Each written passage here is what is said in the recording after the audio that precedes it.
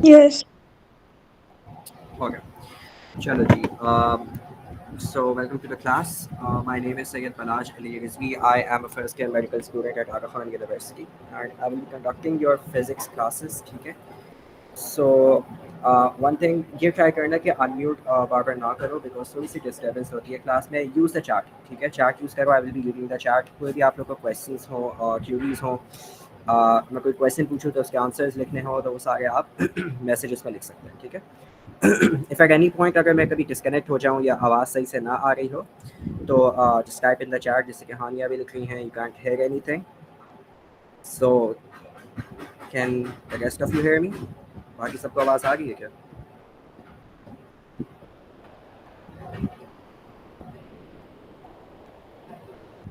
uh, अच्छा, बाकी सबको आ रही है, दो लोगों को क्लियर नहीं आ रही है. So guys check your speakers. I think speaker का इशू हो, बट या ओके. तो एक मिनट में चैट में भी लिख देता हूँ. Check your speakers. ठीक है. Alright, so let's begin. So the first chapter that we will be starting with is force and motion. ठीक है, forces and motion का जो chapter है मैं उसका आप लोगों को syllabus दिखा देता हूँ. That you have to, the stuff that you have to know. ठीक है, just give me 1 second. Okay, so ये MTCAT 2023 का syllabus है.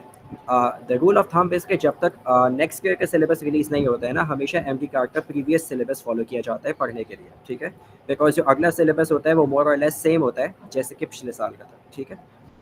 सो फोर्सेस एंड मोशन का आपके पास जो चैप्टर है दैट इज दिस. उसमें सब टॉपिक्स लिखे हुए हैं और लर्निंग ऑब्जेक्टिव्स लिखे हुए हैं. हमें दोनों आने चाहिए. ठीक है, एनी सब टॉपिक्स की जो एक्सप्लेनेशन होती है वो लर्निंग ऑब्जेक्टिव्स में होती है.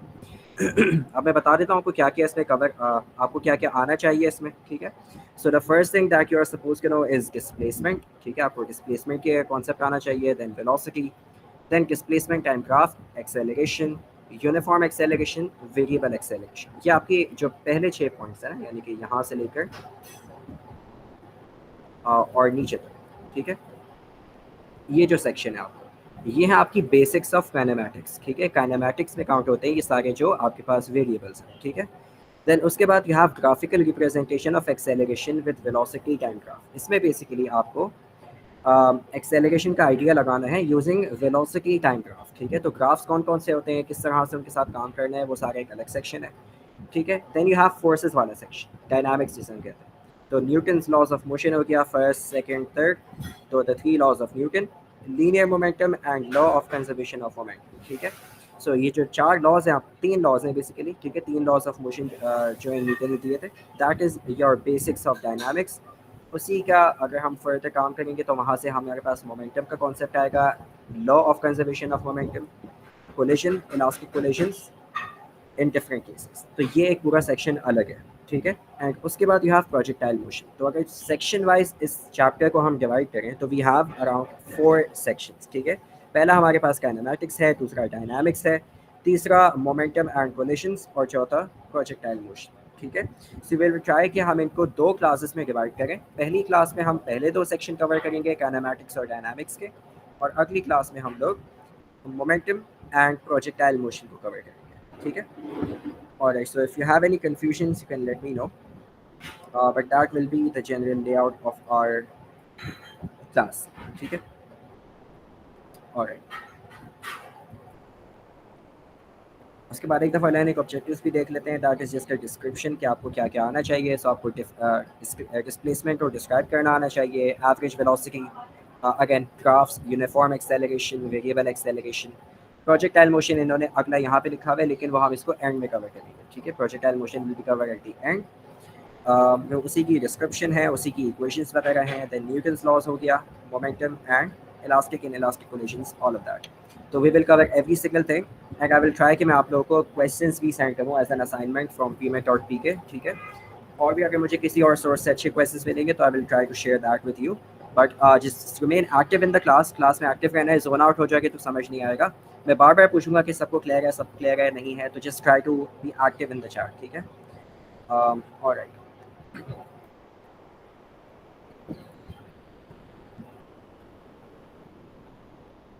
ओके, चलो. कुछ लोग ज्वाइन कर रहे हैं अभी भी क्लास में, ठीक, good, alright, so let's start, share my screen.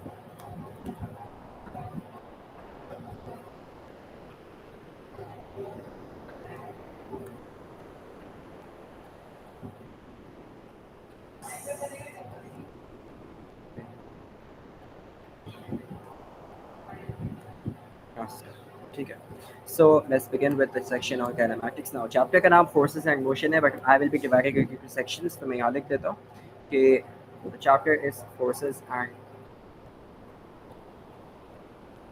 Motion. But we're starting with the first section that is on kinematics, ठीक है। अच्छा, क्लास के दौरान अगर किसी को रफ नोट्स लेने हो या की पॉइंट्स वगैरह लिखने हो तो वो लिख सकते हैं, ठीक है, बट जो लाइक फेयर नोट्स हैं वो आप लोग को बाद में मिलेंगे, ठीक है। तो अभी मैं रफ नोट्स बना रहा हूँ, I try to make them as neat as possible, but बनाते हुए मुझे जल्दी जल्दी लिखना होता है, तो थोड़ा सा मैं गंदा काम करूँ यहाँ पे, इतना कि आपको समझ आ जाए क्लास में, तो आप रफ की पॉइंट्स अपने पास लिख सकते हैं, और जो फेयर नोट्स हैं वो आपको बाद में मिल जाएंगे, ठीक है। Alright, so kinematics, the first thing that you suppose to know, जैसे कि लर्निंग ऑब्जेक्टिव्स में लिखा हुआ था, that is the concept of distance and displacement, ठीक है। Let's start with distance. So distance क्या होता है? Distance you can not define it, ठीक है, डिस्टेंस की कोई डेफिनेशन नहीं होती है, because it is a base quantity distance को। लेकिन अगर समझने के लिए आप चाहें तो ऐसे लिख सकते हैं कि इट इज़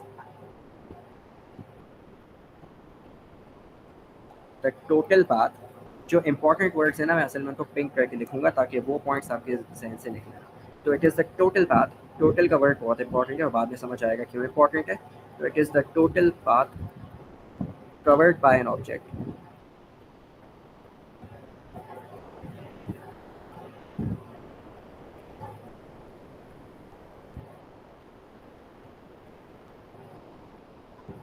उसको हम अगर मीटर्स में या किसी भी यूनिट में एक्सप्रेस करें, ठीक है, तो जैसे कि मीटर्स हो गया या सेंटीमीटर्स हो गया, क्योंकि हमारे पास जो SI यूनिट होता है ना वो मीटर्स होता है, तो इसलिए मैं यहाँ पे मीटर लिख रहा हूँ। लेकिन ये बिल्कुल भी कोई ऑफिशियल डेफिनेशन नहीं है, ठीक है, डिस्टेंस की कोई डेफिनेशन नहीं है। It is just a way to understand कि डिस्टेंस होता क्या है। तो ये एक टोटल पाथ होता है जो कि एक ऑब्जेक्ट कवर करता है, उसको अगर हम मीटर्स में उसकी वैल्यू लिखते हैं, ठीक है, तो वो कहलाता है distance. Just for an example, अगर मैं यहाँ पे बनाऊँ, फॉर एग्जाम्पल एक ऑब्जेक्ट है, जैसे दिस इज सम ऑब्जेक्ट जो कि यहाँ पे रखा हुआ है, अ बॉल और एनी ऑब्जेक्ट, ठीक है, और लेट्स से ये टोटल पाथ कवर करता है लाइक दिस। पहले ये यहाँ से स्टार्ट करता है, ऐसे ट्रैवल करता है, ठीक है, देन ये ऑब्जेक्ट यहाँ से फर्दर इस तरह से ट्रैवल करता है, then a bit to the left and like this, ठीक है। तो ये इसका टोटल पाथ है। अगर मैं इन एरोज की वैल्यूज़ को एक हर इंडिविजुअल एरो की वैल्यू लिखूँ मीटर्स में, तो लेट्स से पहला एरो है 2 मीटर्स का, दूसरा वाला है 2.5 मीटर्स। ये खाली एग्जांपल वाली वैल्यूज़ हैं, मैंने किसी तरह से इसको प्रॉपर डिफाइन नहीं किया हुआ है, मैं जस्ट कर एग्जांपल वैल्यूज़ ले रहा हूँ। इसको भी 2 मीटर्स ले लेते हैं और इसको ले लेते हैं 2.3 मीटर्स, ठीक है। तो ये हर एरो की लेंथ है। अगर मैं पूछूँ इस ऑब्जेक्ट ने टोटल डिस्टेंस कितना ट्रैवल किया है, तो the answer will be the total distance जो कि यहाँ पर कवर हुआ है, total distance that will B, हम इन चारों वैल्यूज़ को प्लस कर देंगे। सो 2 + 2.5 + 2 + 2.3,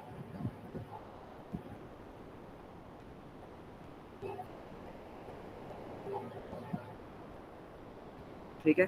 तो इसका जो आंसर आएगा that is going to be 2 + 2.5 is 4.5 + 2 6.5 + 2.3, तो 8.5 एंड देन 0.3 इज 8 मीटर, ठीक है। तो ये है डिस्टेंस। किसी को कोई कंफ्यूजन इसमें कि हमने टोटल डिस्टेंस कैसे निकाला? यस और नो?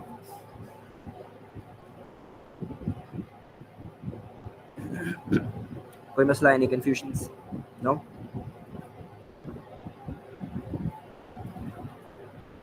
नो नो नो, ठीक है, गुड। तो that is the idea of total distance, ठीक है। तो टोटल डिस्टेंस हम ऐसे निकालते हैं। ज़्यादा आसानी के लिए यूजुअली हम ये भी करते हैं कि ऑब्जेक्ट की जो इनिशियल पोजीशन होती है ना, इनिशियल मतलब शुरू वाली पोजीशन, उसको हम एक लेटर से लिख देते हैं, लेट्स से ए, वहाँ पे मैंने लिख दिया ए, ये इस ऑब्जेक्ट की स्टार्टिंग पोजीशन है, और जहाँ पर वो फाइनली आया है उसको मैं लिख देता हूँ बी, पूरा डिस्टेंस ट्रैवल करने के बाद। तो a to b is my initial and final position. A initial है, बी फाइनल, ठीक है। ऑलराइट, तो दिस इज डिस्टेंस, बहुत सिंपल है। इसका जो एसआई यूनिट होता है वो है मीटर्स, इसके बाकी यूनिट्स भी होते हैं, ठीक है, जो आपको अपनी अपनी बुक से कवर करना है।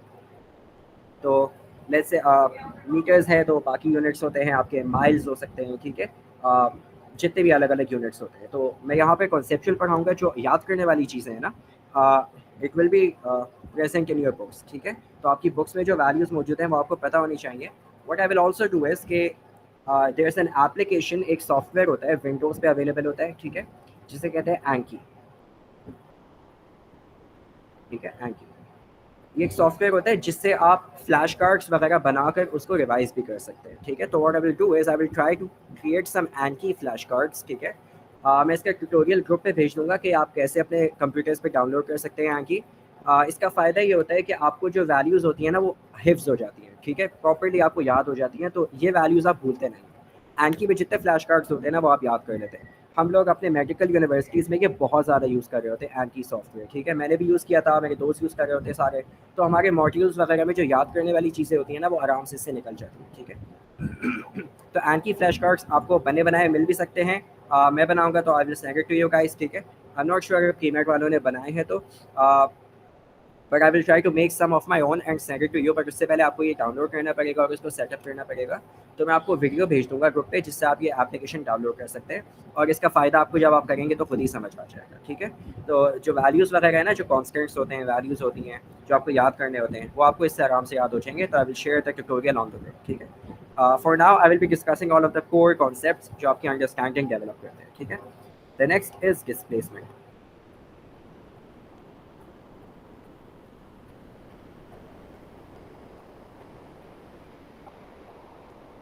अच्छा, before I move on to displacement में एक और पॉइंट यहाँ पे लिख दूँ कि जो डिस्टेंस होता है ना, ये आपकी एक स्केलर क्वांटिटी होती है।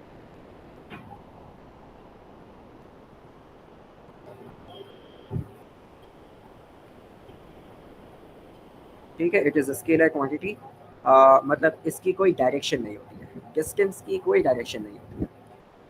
अगर आपको यहाँ पे दिख रहा है कि पहले ये डायरेक्शन में मूव कर रहा है ऑब्जेक्ट, फिर इस डायरेक्शन में मूव कर रहा है, फिर इस डायरेक्शन में, फिर इस डायरेक्शन में, तो ये डायरेक्शन के मैंने एरोस तो बनाए हुए हैं, लेकिन इनकी जो वैल्यूज़ है ना वो मैंने डायरेक्टली उठाकर ऐड कर दी हैं, 2, 2.5, 2 and 2.3।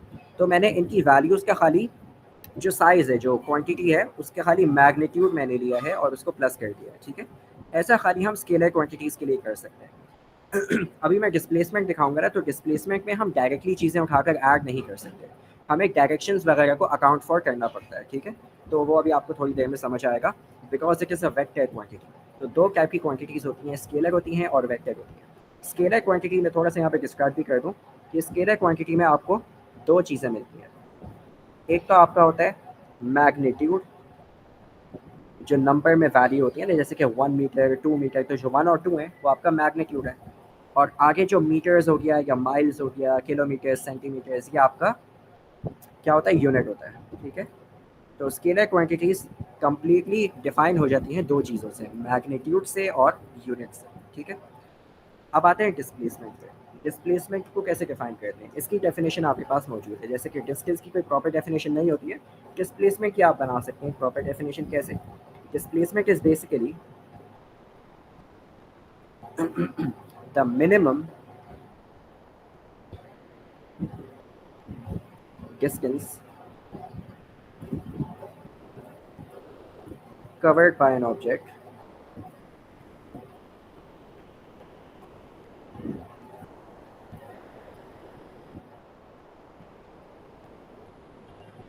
from one point to the other.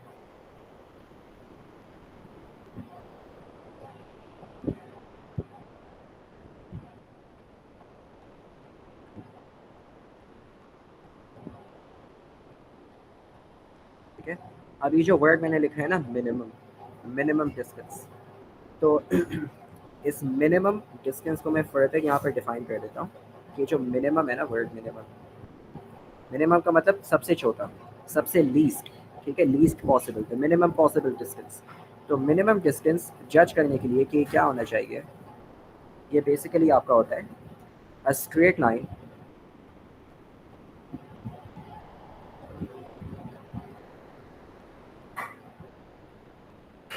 between 2 points.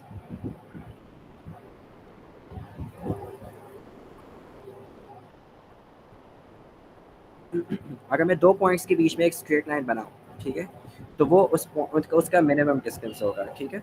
जैसे कि मैंने ऊपर एग्जांपल बनाई है ना, मैं वही एग्जांपल नीचे बना रहा हूँ ताकि आपको डिस्टेंस और डिस्प्लेसमेंट का कॉन्सेप्ट क्लियर हो जाए इन द सेम एग्जांपल, ठीक है। तो ये मैंने यहाँ पर आगे पता नहीं कॉपी क्यों नहीं होता, और बना लेता हूँ, चलो। So let's say you have object, ठीक है, और मैं ट्राई करता हूँ कि वही साइज़ के एरोज बनाऊँ ताकि आपको एक आइडिया हो जाए कंपैरेटिव वे में कि डिस्प्लेसमेंट और डिस्टेंस क्या होता है, ठीक है। एक एरो ऐसे बनाया था, फिर एक एरो ऐसे बनाया था, ऐसे, एंड देन, ठीक है। और इनकी वैल्यूज़ भी मैं सेम ले लेता हूँ। You have 2 meters, then 2.5 meters, then 2 meters again, and then 2.3 meters, ठीक है। और वही पॉइंट्स ले लेता हूँ, ये पॉइंट आपका ए हो गया और फाइनल पॉइंट आपका बी हो गया।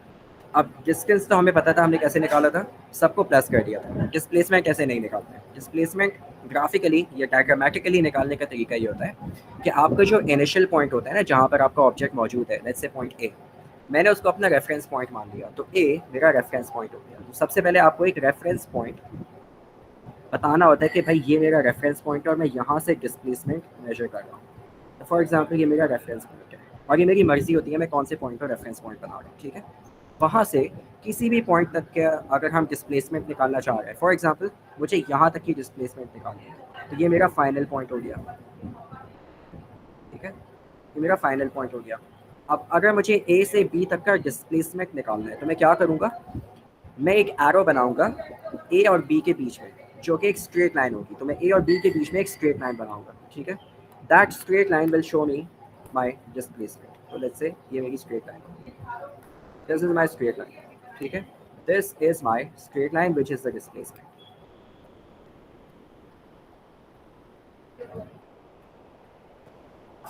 ठीक है।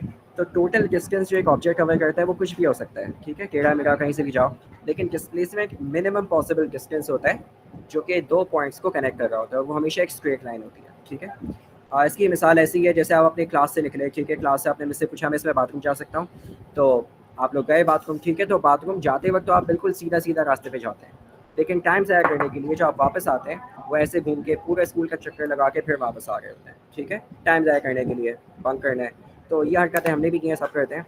तो that is the best example to जज के डिस्प्लेसमेंट क्या होता है और डिस्टेंस क्या होता है। बाथरूम जाते हुए आप लोग डिस्प्लेसमेंट पे जा रहे होते हैं, वापसी आते हुए पूरे स्कूल का डिस्टेंस कवर करके आ रहे होते हैं, ठीक है।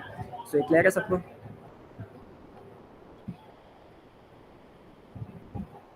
यस और नो?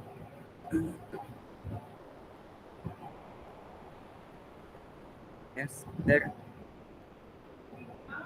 ठीक है, good, alright. So this is the idea of displacement. तो यहाँ अगर अब मैं डिस्प्लेसमेंट की वैल्यू निकालूँ तो जो भी इस एरो का साइज होगा, जो भी इस एरो की वैल्यू होगी, जो लेंथ होगी, that will be my displacement.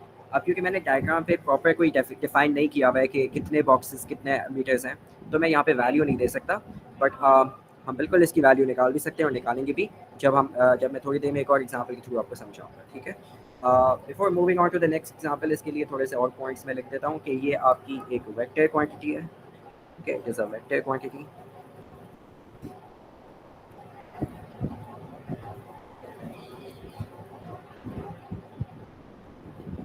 Vector quantity का मतलब इसमें 3 चीज़ें होनी चाहिए, 3 3। पहली चीज़ इसका मैग्नीट्यूड, 1 मीटर्स 2 मीटर्स जो भी है, वैल्यू जो है 1 और 2 वो उसका मैग्नीट्यूड हो जाएगा। सेकंड थिंग इज इसका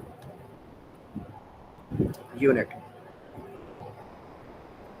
मीटर्स हो गया, माइल्स हो गया, किलोमीटर्स हो गया, कुछ भी हो गया, ठीक है। थर्ड थिंग इज इसका डायरेक्शन, इसकी डायरेक्शन क्या है, ठीक है। डायग्रामेटिकली तो डायरेक्शन में एरोज के थ्रू बना सकता हूँ ना कि भाई ये डायरेक्शन है या ये डायरेक्शन है या ये डायरेक्शन है, अगर मैं डायग्राम पे बनाऊँ। लेकिन नंबर्स में काम करते हुए मुझे डायरेक्शन का ख्याल रखना पड़ेगा। So when I am working in numbers तब भी मुझे डायरेक्शन का ख्याल रखना पड़ेगा। तो उसके लिए मैथमेटिकली हम डायरेक्शन शो करने के लिए प्लस और माइनस का साइन यूज़ कर रहे होते हैं वैल्यू के साथ। तो डिस्प्लेसमेंट की वैल्यू -1 भी हो सकती है, +2 भी हो सकती है, -3 भी हो सकती है, सो ऑन। ठीक है, तो प्लस और माइनस अब मेरी मर्जी है, मैं प्लस को राइट डायरेक्शन कह सकता हूँ और माइनस को लेफ्ट डायरेक्शन कह सकता हूँ, मेरी मर्जी है। मैं अपवर्ड्स को प्लस कह सकता हूँ, डाउनवर्ड्स को माइनस कह सकता हूँ, मैं इस डायरेक्शन को माइनस कह सकता हूँ और इसके ऑपोजिट डायरेक्शन को प्लस कह सकता हूँ। ठीक है, तो ये मेरे कंट्रोल में होता है, मेरे हाथ में होता है। ठीक है, जब हम वर्किंग करेंगे तो ये आप लोग को और समझ आ जाएगा कि डायरेक्शन किस तरह से असाइन करनी होती है। ठीक है, और राइट, तो ये हो गया आपका डिस्प्लेसमेंट। ठीक है, अब इसकी वैल्यूज़ वगैरह कैसे निकालनी है उसके लिए मैं एक और एग्जांपल ले लेता हूँ। इसी एग्जांपल को फॉलो करते हुए हम स्पीड और वेलोसिटी भी समझ जाएंगे। Okay, let's say you have an object जो कि यहाँ पर मौजूद है। Let's say this is an object जो कि यहाँ पर मौजूद है।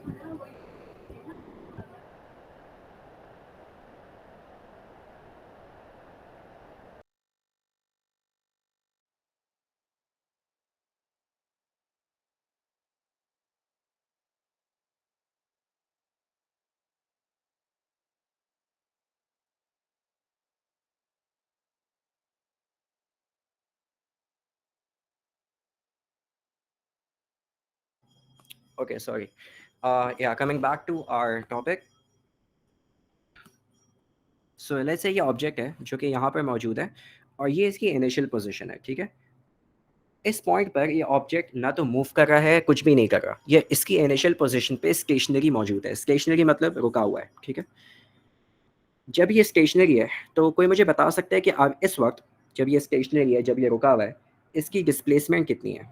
What is the value of displacement या डिस्टेंस? दोनों की वैल्यू क्या होगी? आयला कह रही हैं 0, नाजिश कह रही हैं 0। Okay, what about Maria, what about Rimsha, दुआ?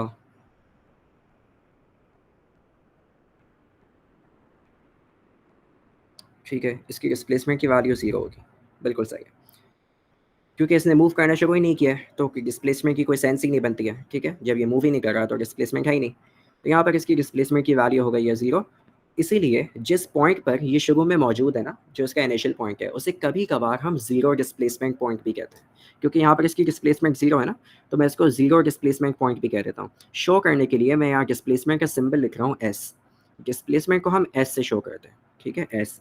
और डिस्टेंस को भी हम एस से भी शो कर सकते हैं या आसानी के लिए डी से भी शो कर सकते हैं। ठीक है, तो नाम में कुछ नहीं रखा, कुछ भी मतलब उसका सिंबल दे दो, लेकिन आइडिया या कॉन्सेप्ट आपको क्लियर होना चाहिए कि यहाँ पर फॉर एग्जांपल मैं एस डिस्प्लेसमेंट ले रहा हूँ और इसकी वैल्यू है 0, तो ये मेरा ज़ीरो डिस्प्लेसमेंट पॉइंट भी कहलाता है। ठीक है, तो highlight the zero displacement point, मैं यहाँ पर क्या करूँगा, एक डॉटेड लाइन बना रहा हूँ।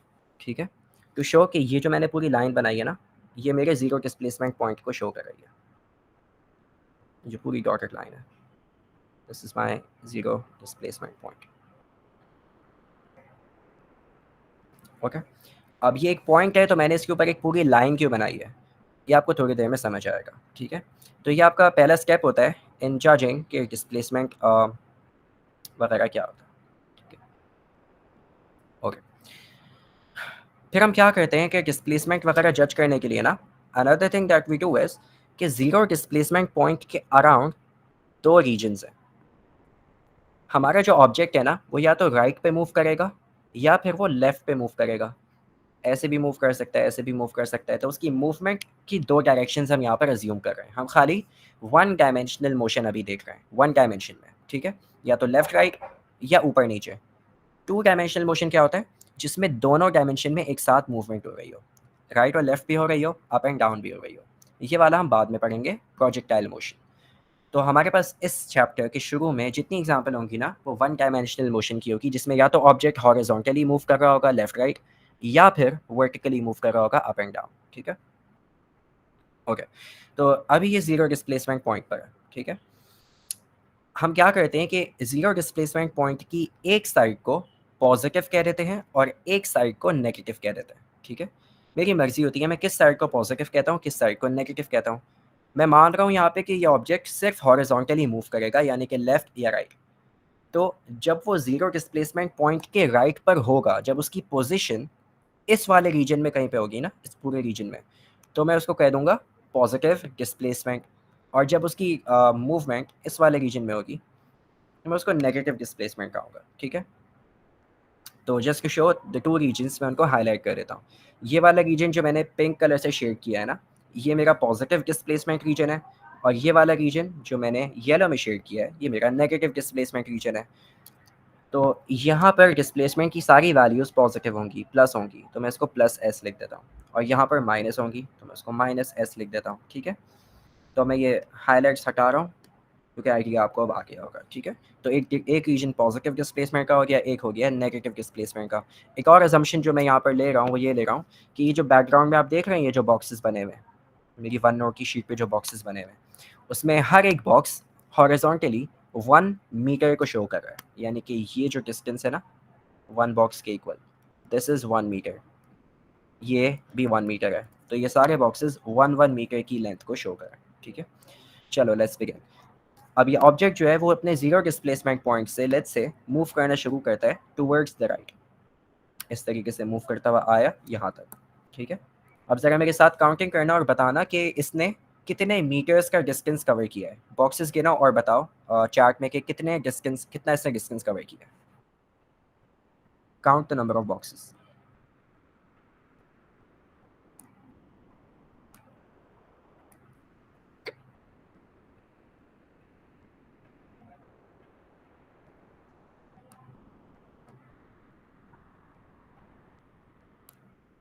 Ten metres. ठीक है, ऑलराइट, तो 10 मीटर्स का डिस्टेंस कवर किया है। ऑलराइट, 10.5 नहीं 10, वो जो छोटा सा शुरू में गैप नजर आ रहा है उसको इग्नोर करते हैं। ठीक है हानिया, उस गैप को मैं इग्नोर कर रहा हूँ। ठीक है, 10 मीटर्स।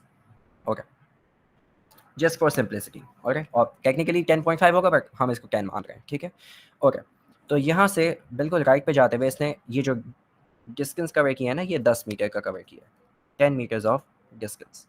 लेकिन अगर मैं बोलूँ कि इसने डिस्प्लेसमेंट कितनी कवर की है, तो अब ये सवाल मेरा गलत है। अगर मैं पूछूं कि इसकी कितनी डिस्प्लेसमेंट है तो द क्वेश्चन इज इनकम्प्लीट। आप पूछें सर आप कह रहे हैं डिस्प्लेसमेंट कितनी कवर की, और आपने खुद ही बताया कि डिस्प्लेसमेंट हमेशा किसी पॉइंट से मानी जाती है, तो आपने ये तो बताया नहीं कि कौन से पॉइंट से हम डिस्प्लेसमेंट मेजर कर रहे हैं।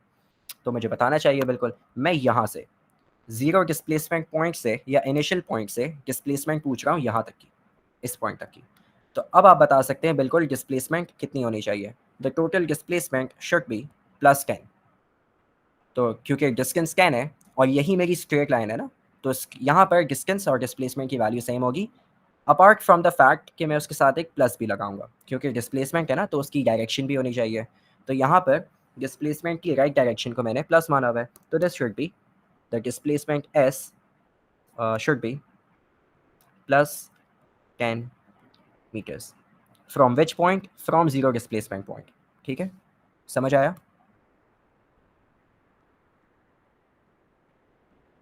किसी को कोई कंफ्यूजन इसमें? No confusion?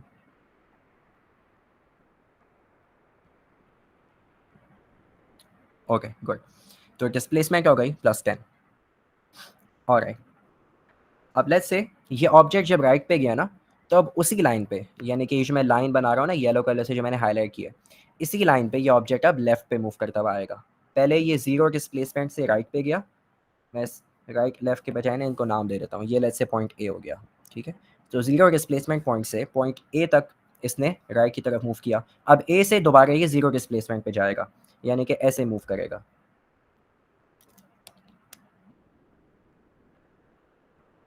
एक मिनट में ये हाईलाइट बताऊँ यार। अब ये ऐसे मूव करेगा लाइक दिस। लेकिन अगर मैं उसी ग्रीन कलर की लाइन पे एक ग्रे कलर का एरो बनाऊंगा तो गंदगी हो जाएगी, इसीलिए मैं उसको थोड़ा नीचे करके बना रहा हूँ। ठीक है, I am gonna draw another arrow, थोड़ा सा नीचे करके ऐसे। लेकिन इसका हरगिज़ ये मतलब नहीं है कि मैं ये बोलना चाह रहा हूँ कि ये ऑब्जेक्ट पहले यहाँ से ए तक गया, फिर ए से नीचे आया, फिर ऐसे गया, ऐसा कुछ नहीं हो रहा। ठीक है, वो उसी लाइन पे, उसी ग्रीन कलर की लाइन पे वापस लेफ्ट पे जा रहा है, लेकिन मैं अगर डायग्राम पे बनाऊंगा ना उसी के ऊपर एक और एरो बना दूंगा तो गंदगी हो जाएगी, इसीलिए मैंने थोड़ा नीचे करके बनाया। ठीक है, so don't get the wrong idea. जो मैं बताना चाह रहा हूँ उसी को वैसे ही लेना, ठीक है। और राइट, ए से ये दोबारा जीरो डिस्प्लेसमेंट पॉइंट पे जा रहा है, ठीक है। और राइट, अगर दोबारा से मैं नंबर ऑफ बॉक्सेस गिनूँ तो इस ब्लू वाली लाइन का डिस्टेंस कितना होगा? तो the distance of the blue line should be 10 metres, बिल्कुल ऐसे ही है, ठीक है। लेकिन अब अगर मैं इसकी डिस्प्लेसमेंट पूछूं कितनी है, इफ़ आई आस्क कि इसकी डिस्प्लेसमेंट कितनी हुई है, तो आप लोग क्या कहेंगे? तब ज़रा गौर से सुनना। अब यहाँ पर सबसे बड़ी कन्फ्यूजन होगी। डिस्प्लेसमेंट कुछ लोग बोलेंगे 10 है, कुछ लोग बोलेंगे -10 है, दोनों आंसर गलत है। और गौर से सुनना, डिस्प्लेसमेंट कैसे निकालोगे अब इस ब्लू वाली लाइन की। ये जो डिस्प्लेसमेंट चल रही होती है ना, वो गौर से देखना इस तरह से चल रही होती है। जब ये ज़ीरो से राइट पे जाना शुरू हुआ ना, तो डिस्प्लेसमेंट ऐसे चल रही थी, 1 मीटर, +1, +2, +3, +4, +5, +6, +7, +8, +9, +10। तो ये इसीलिए वैल्यू +10 की आई थी। अब जब मैं वापस जा रहा हूँ ना लेफ्ट पे, तो गौर से देखना कैसे जाऊँगा। +10 से जब मैं वापस जा रहा हूँ ना, तो अब ये दोबारा +9 पे जा रहा हूँ मैं। +9 फिर +8, +7, +6, +5, +4, 3, 2, 1 एंड 0। तो मैं 0 से +10 पे गया, अब मैं +10 से दोबारा 0 पे आया। तो ये हर एक बॉक्स की पोजीशन फिक्स हुई हुई है। हर एक बॉक्स एक अलग मीटर की लेंथ को शो कर रहा है, ठीक है। ये वाला बॉक्स विल बी अलग डिस्प्लेसमेंट, यहाँ तक की डिस्प्लेसमेंट अलग होगी। तो हम डिस्प्लेसमेंट वाइज चल रहे हैं, ठीक है। तो 0 से +10 पे गया, मैं +10 से दोबारा 0 वाली पोजीशन पे आ रहा हूँ। तो डिस्प्लेसमेंट आपको क्या बता रही होती है? वो आपको ऑब्जेक्ट की पोजीशन बता रही होती है, ठीक है। तो यहाँ पर जो इसकी ओवरऑल अब डिस्प्लेसमेंट हो जाएगी ना, वो हो जाएगी 0 मीटर्स, ठीक है। या एक काम करते हैं ना, इसको पोजीशन वाइज ऐसे लिखते हैं। यहाँ पर जो डिस्प्लेसमेंट है वो +10 है, ठीक है। जब ऑब्जेक्ट शुरू से आया है, यहाँ पर डिस्प्लेसमेंट थी 0, यहाँ पर हो गई +10। अब मैं +10 से दोबारा 0 पे आ रहा हूँ, तो अगेन यहाँ पर डिस्प्लेसमेंट हो गई 0, ठीक है। That is how the displacement is going. अब मैं एक और एरो बनाता हूँ। अब ये क्या कर रहा है, अपने 0 वाले पॉइंट से लेफ्ट पे जा रहा है, ठीक, ओके। अब इस रेड वाली लाइन को देखो। यहाँ पर अगर मैं डिस्टेंस पूछूं, तो again the distance is going to be 10 metres, क्योंकि एरो की लेंथ है 10 मीटर्स, ठीक है। ऑलराइट, लेकिन अगर मैं डिस्प्लेसमेंट पूछूं तो किस तरह से डिस्प्लेसमेंट चल रही होगी, अगेन मेरे साथ चेक करना। 0 से अब हम लेफ्ट पे जा रहे हैं, लेफ्ट पे है नेगेटिव वाली रीजन, नेगेटिव वाला रीजन। तो अब मैं क्या करूँगा, ऐसे काउंट करूँगा, 0 से -1, -2, -3, -4, -5, 6, 7, 8, 9 एंड -10। यानी कि लेफ्ट मोस्ट पोजीशन जो है ना, वहाँ पर इसकी डिस्प्लेसमेंट है -10। डायग्राम को थोड़ा सा राइट पे मूव करता हूँ, क्योंकि लेफ्ट पे जगह कम हो गई है।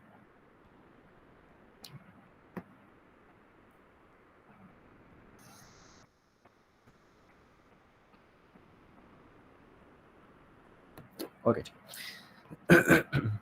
सो यहाँ पर डिस्प्लेसमेंट की वैल्यू विल बी -10 मीटर। ये -10 कैसे हुआ, समझ आया सबको?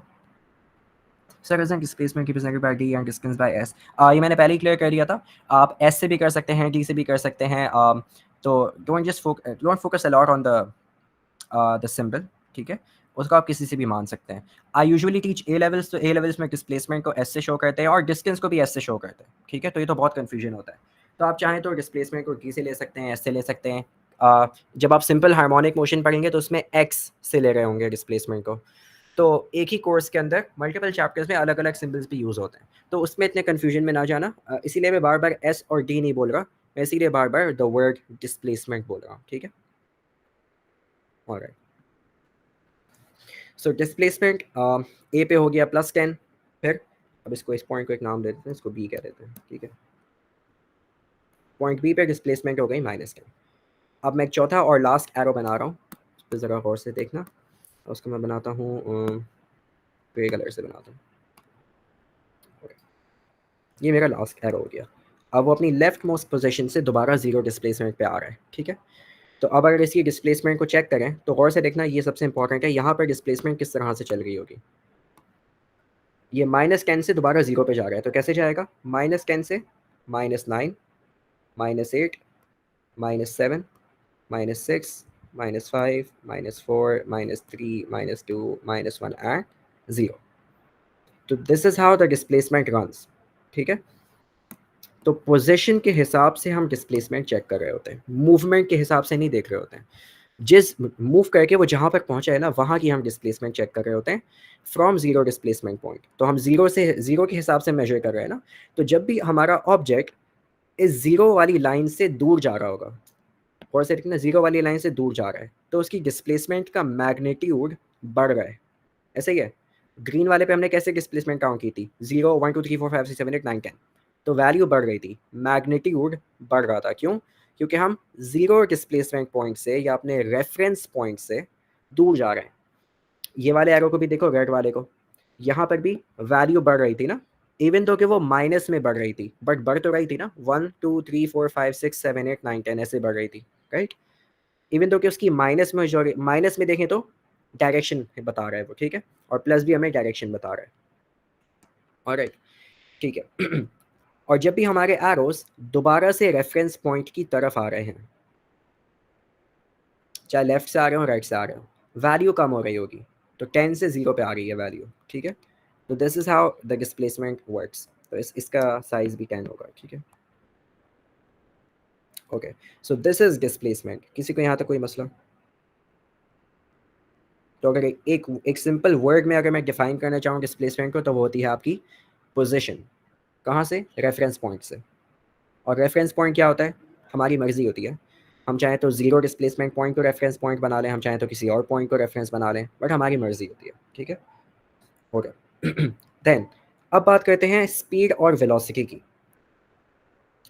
वर्किंग उन दोनों की मैं नीचे करता हूँ, लेकिन डायग्राम वही वाली ऊपर वाली यूज़ करेंगे ताकि एक ही जगह पे आपको सब समझ आ जाए। स्पीड की अगर हम बात करें कि स्पीड क्या होती है, speed is basically defined as rate of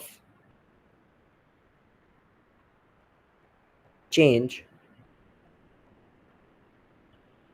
of distance।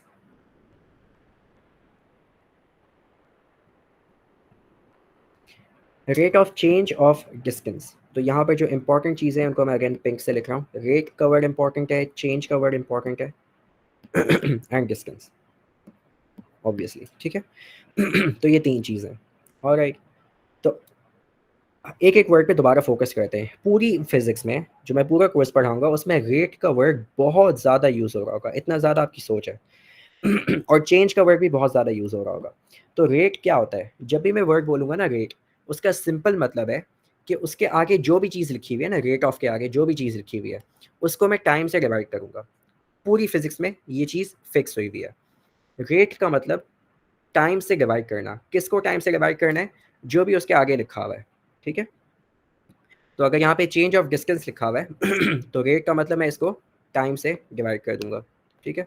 अगर लेट्स से इस वक्त क्लास में कौन बैठा हुआ है? इस वक्त क्लास में अगर कोई मैं किसी का नाम लूँ, तो लेट्स से इमामा बैठी हुई है, ठीक है। तो अगर मैं बोलूँ रेट ऑफ इमामा, तो रेट ऑफ इमामा मतलब मैं इमामा को टाइम से डिवाइड कर रहा हूँ, ठीक है। अगर मैं बोलूँ रेट ऑफ रिमशा, तो रिमशा को टाइम से डिवाइड कर रहा हूँ। कोई भी वर्ड लिखा हुआ हो उससे पहले रेट लिखा हुआ है ना, तो मैं उस वर्ड को टाइम से डिवाइड करूँगा। That is what rate means, ठीक है। तो अगर आगे फिजिक्स में मैं कभी बोलूँ rate of change of flux, rate of change of magnetic flux, तो मैग्नेटिक फ्लक्स को मैं टाइम से डिवाइड करूँगा, ठीक है। अगर मैं बोलूँ rate of change of momentum, तो मैं चेंज ऑफ मोमेंटम को टाइम से डिवाइड करूँगा, ठीक है। That is what it basically means. तो यहाँ पर चेंज ऑफ डिस्टेंस को हम टाइम से डिवाइड करेंगे। तो अगर मैं स्पीड का फॉर्मूला अब लिखूँ, मैथमेटिकल फॉर्मूला क्या होगा स्पीड का, तो अगेन ए लेवल्स पे स्पीड को हम वी से शो करते हैं, ठीक है, we say. I don't know MDCAT में हर बोर्ड में क्या यूज़ होता है, मैं वर्ड वी यूज़ करूँगा, आप चाहें तो कुछ भी कर सकते हैं। एक काम करते हैं, स्पीड लिख देता हूँ कन्फ्यूजन हटाने के लिए, मैं स्पीड लिख देता हूँ, ठीक है। स्पीड इज इक्वल टू क्या करूँगा, चेंज इन डिस्टेंस या चेंज ऑफ डिस्टेंस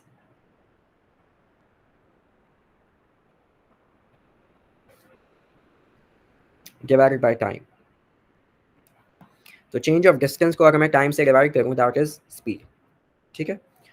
अगर मैथमेटिकली अगर मैं इसको सिंबल में लिखूँ, तो स्पीड को मैं अगर मैं वी से लिखूँ, तो चेंज ऑफ डिस्टेंस, चेंज का जो वर्ड होता है ना चेंज का, उसको अगर मुझे सिंबल में शो करना है ना, मैं किसी चीज़ का चेंज ले रहा हूँ मैथमेटिकली, तो मैं एक ट्रायंगल बनाता हूँ। अगर कभी किताबों में देखा हो तो ट्रायंगल लिखा हुआ होता है, ट्रायंगल मतलब चेंज, मैं उस चीज़ का चेंज ले रहा हूँ। तो चेंज ऑफ डिस्टेंस चाहो तो एस से ले लो, डी से ले लो, कुछ भी ले लो, divided by time. This is the formula for speed. ठीक है, कोई कंफ्यूजन? हाँ डेल्टा, बिल्कुल, इस ट्रायंगल को ग्रीक में हम डेल्टा बोलते हैं, ग्रीक सिंबल है, नहीं है? ठीक है। एक सिंबल डेल्टा का ये भी होता है। तो जैसे हमारे पास इंग्लिश में होता है ना स्मॉल ए और कैपिटल ए, वैसे ही ग्रीक में डेल्टा के लिए ये स्मॉल डेल्टा होता है, ये कैपिटल डेल्टा होता है। ठीक है, तो this is how Greek works. Alright, तो स्पीड हो गया चेंज इन डिस्टेंस, या हाँ change in distance upon time. Important चीज़ क्या है, अगर मैं स्पीड ले रहा हूँ ना स्पीड, तो चेंज हम डिस्टेंस का लेंगे। अगर मैं यहाँ पे बोलूँगा ना वेलोसिटी बाद में, तो वेलोसिटी का फ़र्क सिंपल ये होता है कि हम डिस्टेंस की जगह डिस्प्लेसमेंट ले रहे होते हैं, बाकी हर चीज़ सेम होती है। ओके, अब चेंज का क्या मतलब होता है? चेंज ऑफ डिस्टेंस का सिंपल मतलब ये होता है, किसी भी चीज़ का चेंज निकालने के लिए हम क्या करते हैं, चेंज निकालने के लिए हम क्या करते हैं, हम फाइनल वैल्यू में से इनिशियल वैल्यू को माइनस कर रहे होते हैं। उस चीज़ की फाइनल वैल्यू माइनस उसकी इनिशियल वैल्यू, ये हमें चेंज बता रहा होता है। तो अगर मुझे डिस्टेंस लेना है ना, तो मैं फाइनल में से इनिशियल डिस्टेंस को माइनस कर दूंगा, दिस इज चेंज। ठीक है, ओके। अगर मैं इस पे वापस जाऊँ डायग्राम पे, ठीक है, और मैं अगर पूछूं कि डिस्टेंस वगैरह और स्पीड वगैरह कितनी होनी चाहिए, पहले तो चलो मैं डिस्टेंस पूछता हूँ। लेट्स से हमारा ऑब्जेक्ट जो है वो यहाँ पर था, शुरू में यहाँ पर था जीरो डिस्प्लेसमेंट पे, और वो ऐसे ट्रैवल कर रहा है, फिर ऐसे ट्रैवल कर रहा है, फिर ऐसे, फिर ऐसे। तो अगर मैं बोलूँ इसने टोटल डिस्टेंस कितना ट्रैवल किया शुरू से लेकर आखिर तक, what is the total distance, तो आपका आंसर क्या होगा?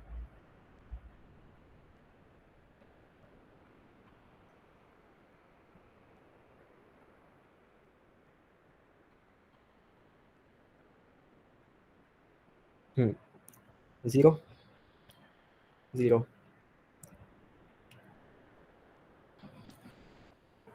Any other answers? Total distance कितना होना चाहिए?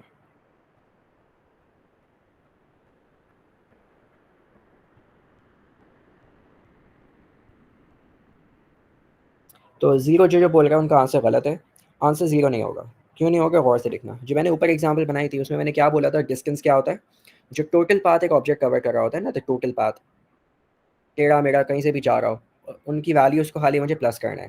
तो यहाँ पर जो टोटल पाथ कवर हुआ है वो तो ये हुआ है ना, पहले यहाँ से लेकर यहाँ तक, फिर यहाँ से लेकर यहाँ तक, फिर यहाँ तक और यहाँ तक। तो अगर मैं टोटल पाथ की वैल्यूज़ को ऐड करूँ तो वो होगा 10 + 10 + 10 + 10, तो यहाँ पर टोटल डिस्टेंस 40 होगा। समझ आया कैसे? हाँ, मैंने ये पूछा था टोटल डिस्टेंस कितना होना चाहिए इस पूरे मोशन का। बिल्कुल, तो वजीहा और उमैमा आपको समझ आया?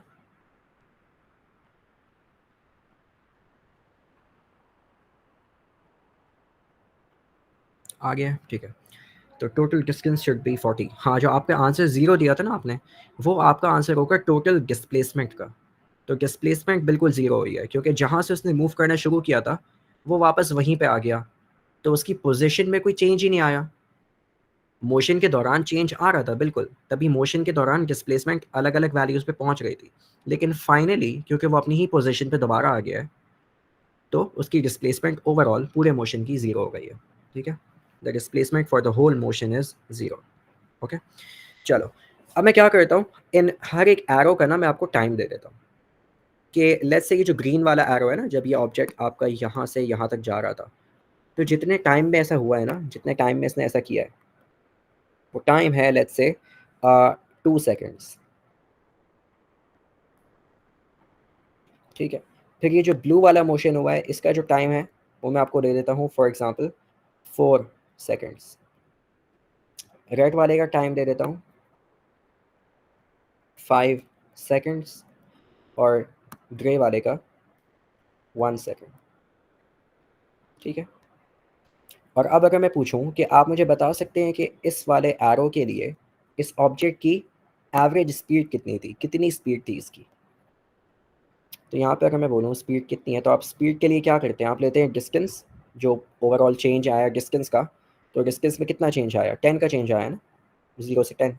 ठीक है, तो 10 is the change in distance, उसको मैं डिवाइड करूँगा टाइम से, तो 10/2 इज़ 5, बिल्कुल।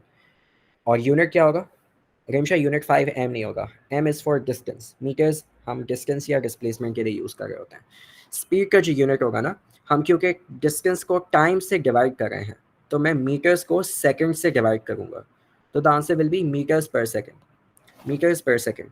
यहाँ पर आपकी स्पीड हो जाएगी 10/2 which is 5 metres per second, ठीक है। अगर मैं ब्लू वाले के लिए स्पीड पूछूँ, तो यहाँ पर स्पीड हो जाएगी 10/4 which is 2.5 metres per second. अगर मैं रेड वाले के लिए लूँ, तो यहाँ पर आपकी स्पीड हो जाएगी 10/5 which is 2 metres per second. और ग्रे वाले के लिए कितनी होनी चाहिए? 10, बिल्कुल। तो 10 विल बी आवर स्पीड।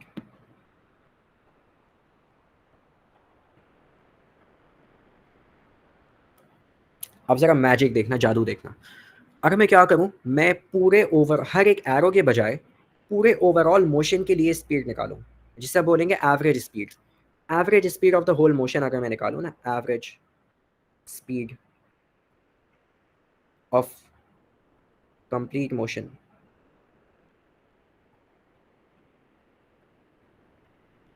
वो क्या होगा? मैं पूरे मोशन का डिस्टेंस लूँगा, टोटल डिस्टेंस पूरे मोशन का, जो अभी हमने बताया था 40 है, और मैं पूरे मोशन के टाइम से डिवाइड कर दूंगा। तो टाइम ओवरऑल कितना है, चारों एरोज के टाइम को प्लस कर देंगे, तो 2 + 4 + 5 + 1, तो टोटल टाइम कितना होगा?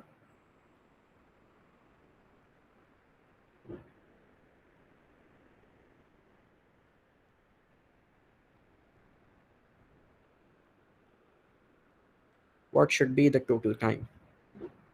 12। सबको समझ आया कि पूरे मोशन का टाइम कितना होगा? I'm asking कि पूरे मोशन में कितना टाइम लगा ऑब्जेक्ट को ट्रैवल करने के लिए। तो हम हर एरो के नीचे जो टाइम लिखा हुआ है ना, उसको प्लस कर देंगे। तो 2 सेकंड, फिर ब्लू वाले के लिए 4, फिर रेड वाले के लिए 5 और ग्रे वाले के लिए 1। You plus all of them, the answer will B 12, बिल्कुल। तो 40 को मैं डिवाइड कर दूंगा 12 से। तो पूरे डिस्टेंस को, पूरे मोशन के डिस्टेंस को पूरे मोशन के हमने टाइम से डिवाइड कर दिया, 40/12। तो अब ये आप डायरेक्टली तो कर नहीं सकते हैं, ठीक है। तो मैं काम करता हूँ, बल्कि नहीं ऐसे ही ले लेते हैं। अब एग्ज़ाम में आपको कभी भी ऐसा आंसर क्वेश्चन मिलेगा नहीं जिसमें अजीब अजीब सी वैल्यूज़ दी हुई हो।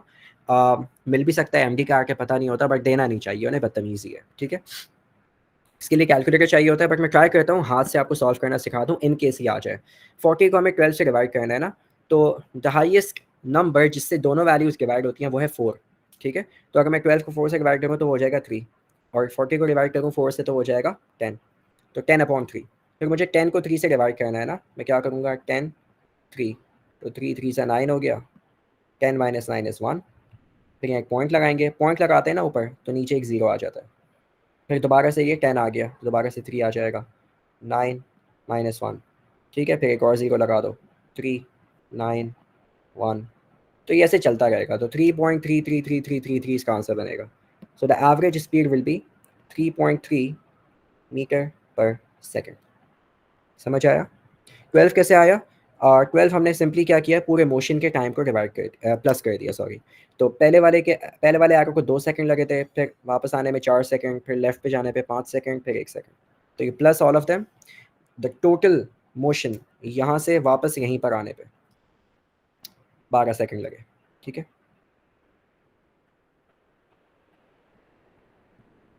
ओके। तो एवरेज स्पीड पूरे मोशन की सबको समझ आ गई क्या है? बिल्कुल सही है, 10/3 विच इज़ 3.3333। तो this is how you can calculate this value. Alright, अब स्पीड के अंदर ही ना हमें दो चीज़ें और समझ आनी चाहिए। एवरेज स्पीड तो आपको समझ आ गई है, ठीक है। एक होती है इंस्टेंटेनियस स्पीड, जिसका आइडिया भी आपको आना चाहिए। तो स्पीड भी ना दो तरीके की होती है, एक होती है एवरेज और एक होती है इंस्टेंटेनियस। मैं दोनों समझाता हूँ, एग्जाम्पल के थ्रू समझाऊंगा ताकि आपको रिलेट करने में आसानी हो जाए। एक वर्ड होता है एवरेज और एक वर्ड होता है इंस्टेंटेनियस। Average and instantaneous. देखो, एवरेज का मतलब सिंपली ये होता है कि लेट्स से आप अपने, अब एग्जांपल मैं दे रहा हूँ, गौर से सुनना, ये कॉन्सेप्ट आपको फिर हमेशा के लिए ना क्लियर हो जाएगा, एग्जाम में फंसोगे नहीं। एवरेज का मतलब ये होता है, लेट्स से आप अपने घर पे हैं, ठीक है, और अपने स्कूल जाने के लिए या कॉलेज जाने के लिए या ट्यूशन सेंटर जाने के लिए कहीं भी जाना है, ठीक है, आप अपने घर से गाड़ी में निकले वहाँ तक जाने के लिए। जब आप निकलें तो आपने गाड़ी स्टार्ट की। जब आपने गाड़ी स्टार्ट की थी तो आपकी स्पीड ज़ाहिर-सी बात है ज़ीरो होगी, क्योंकि गाड़ी चल ही नहीं रही है, अभी आप तो आपने स्टार्ट की है, ठीक है? जब आपने गाड़ी आहिस्ता-आहिस्ता चलाना शुरू की, तो गली के अंदर आप जब गाड़ी चला रहे हैं, तो गली यूजुअली खाली होती है, तो आप थोड़ा तेज़ चला सकते हैं, ठीक है? फिर जब आपको मेन रोड पे कट लेना है, ठीक है? जब मेन रोड पे आपको टर्न करनी है गाड़ी, तो आप हल्का-सा स्लो करते हैं, ब्रेक लगाते हैं, देखने के लिए कि कोई और गाड़ी तो नहीं आ रही है, तो आपकी स्पीड थोड़ी-सी कम होती है, ठीक है? फिर मेन रोड पे अगर ट्रैफ़िक कम है, तो आप तेज़ी से गाड़ी चला सकते हैं। फिर आपको सिग्नल पे रुकना है, ठीक है? रेड लाइट है, तो आपको, वैसे तो रुकते नहीं है, पाकिस्तानी सीधे ही निकल जाते हैं, बट रुकना है तो आप दोबारा से ब्रेक लगाएँगे, आपकी स्पीड हो जाएगी ज़ीरो, ठीक है? फिर आप आगे चले, ठीक है? बाइक वाले ने गलत टर्न ले लिया, तो आप थोड़ा-सा स्पीड हल्की करेंगे, उसको 2-3 गालियाँ देने के लिए, सुनाने के लिए। फिर आप अपनी स्पीड तेज़ कर लेंगे, ठीक है? तो आपकी स्पीड कंटीन्यूअसली मोशन के दौरान चेंज होती रहती है। बढ़ती है, कम होती है, बढ़ती है, कम होती है, ठीक है? लेकिन अगर आप क्या करें, अपने घर से अपने स्कूल तक का या ट्यूशन तक का या दोस्त के घर तक का, कहीं तक का भी डिस्टेंस लें। जैसे आपका स्कूल आपके घर से 5 किलोमीटर दूर है, 5 किलोमीटर के डिस्टेंस पे है, और आपको अपने स्कूल त आपने अपने घर पे एक स्टॉपवॉच स्टार्ट की और अपने स्कूल पे जब पहुँचे ना, तो आपने टाइम स्टॉप कर दिया। तो आपको जितना टाइम लगा ना घर से स्कूल जाने में, वो लगा, लेट्स से लगना तो 5 मिनट चाहिए था, लेकिन कराची में अगर आप रहते हैं तो आपको हो सकता है 1 घंटा भी लग जाए, कुछ भरोसा नहीं है। जितना भी टाइम लगा, आपने उस पूरे डिस्टेंस को उस टाइम से डिवाइड कर दिया, ठीक है? तो आपके पास एक वैल्यू आ जाएगी स्पीड की। अब ये जो आपके पास स्पीड की वैल्यू आई है, ये एक वैल्यू कैसे आ गई? मैंने तो अभी बोला कि पूरे रास्ते में आपकी स्पीड चेंज होती रहती है, होती रहती है, होती रहती है, बढ़ती है, कम होती है। लेकिन आपने एक वैल्यू कैसे निकाल ली? तो वो जो एक वैल्यू आपने निकाली है ना, वो होती है एवरेज वैल्यू। पूरे रास्ते की जो आपकी स्पीड है, स्पीड का एवरेज था ना, average speed of the whole motion, वो उस वैल्यू से आती है। कैसे? आपने टोटल डिस्टेंस लिया, उसको टोटल टाइम से डिवाइड कर दिया। वो आपकी एवरेज स्पीड होती है। इंस्टेंटेनियस स्पीड क्या होती है कि जब आप ड्राइव करते हुए जा रहे हैं ना गाड़ी, तो आपके जो सामने स्पीडोमीटर होता है, गाड़ी के जो डैशबोर्ड पे जो आपको स्पीड नज़र आ रही होती है, हर एक इंस्टेंट पे अगर आप अपने स्पीडोमीटर को देखें या डैशबोर्ड पे देखें, जो स्पीड की वैल्यू आपको नज़र आ रही है ना, वो उस एक इंस्टेंट की स्पीड होती है। बिल्कुल उस सेकंड की स्पीड होती है कि उस वक़्त आपकी स्पीड कितनी है। वो कहलाती है इंस्टेंटेनियस स्पीड, और ये जो मैंने टोटल वैल्यू निकाल के दिखाई थी, वो थी एवरेज स्पीड। तो इंस्टेंटेनियस स्पीड हर एक इंस्टेंट के लिए निकाली जाती है। एवरेज स्पीड पूरे मोशन के लिए निकाली जाती है। एग्ज़ाम में कभी भी आपसे इंस्टेंटेनियस स्पीड निकालने को नहीं बोलेंगे, क्योंकि वो निकालना इतना आसान नहीं होता है। उसके लिए आपको डिफरेंशिएशन करनी पड़ती है, ठीक है? वैल्यूज़ डालनी पड़ती हैं, ग्राफ वगैरह देखने पड़ते हैं, ग्राफ की इक्वेशन चाहिए होती है, तो वो तो आपसे कभी नहीं निकालने को बोलेंगे। जो लोग ए लेवल से हैं और जिन्होंने ए लेवल मैथ दी हुई है, उनको काइनेमैटिक्स में निकालने को आती है ये वैल्यू। लेकिन एवरेज स्पीड तो कोई भी निकाल सकता है। टोटल डिस्टेंस दो, टोटल टाइम से डिवाइड कर दो। लेकिन आपसे दोनों का फ़ॉर्मूला ज़रूर पूछ सकते हैं। तो एवरेज स्पीड का जो फ़ॉर्मूला होता है ना, जो वी, अगर मैं स्पीड को वी से लिखूँ और उसके नीचे एवरेज लिख दूँ, एवीजी एवरेज, तो उसका फ़ॉर्मूला होता है total distance divided by total time. This is average speed. Instantaneous speed के लिए मैं लिख रहा हूँ VINS, इंस्टेंटेनियस स्पीड। इसका फ़ॉर्मूला भयानक से लिखा हुआ है, लेकिन सिर्फ़ आपको रट्टा मारना है इसका, और कुछ भी नहीं करना है, लगाना नहीं आना चाहिए, कुछ नहीं आना चाहिए, सिर्फ़ आपको याद करना है। ये होता है limit as delta T approaches 0, delta S by delta T, ये फ़ॉर्मूला है, ठीक है? अब ये जो भयानक सा फ़ॉर्मूला है, इसको बस ऐसे ही आपको याद करना है। तो limit as delta T approaches 0 of delta S by delta T। इसको यूज़ नहीं करना आना चाहिए, कुछ भी नहीं करना आना चाहिए, ठीक है? हाँ, आइला मैंने अभी-अभी लिखा है हेडिंग्स के नीचे।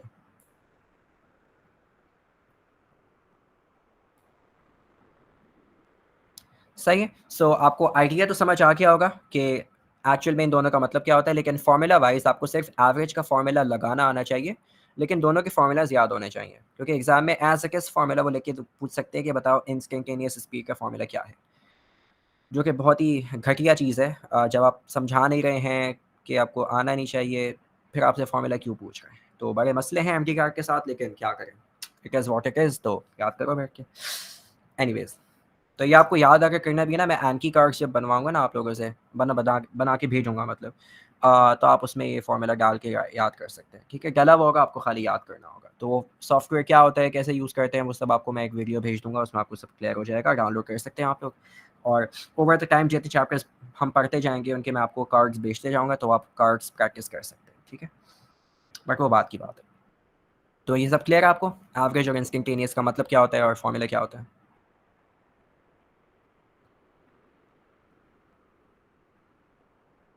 चलो, गुड सीन है। Alright, so that is average and instantaneous speed. Now, speed के बारे में एक लास्ट चीज़ कि ये एक स्केलर क्वांटिटी होती है। It is a scalar quantity. Again scalar मतलब सिर्फ इसमें मैग्नीट्यूड और यूनिट होगा, डायरेक्शन नहीं होती है, ठीक है। ऑलराइट, अब आते हैं वेलोसिटी पे।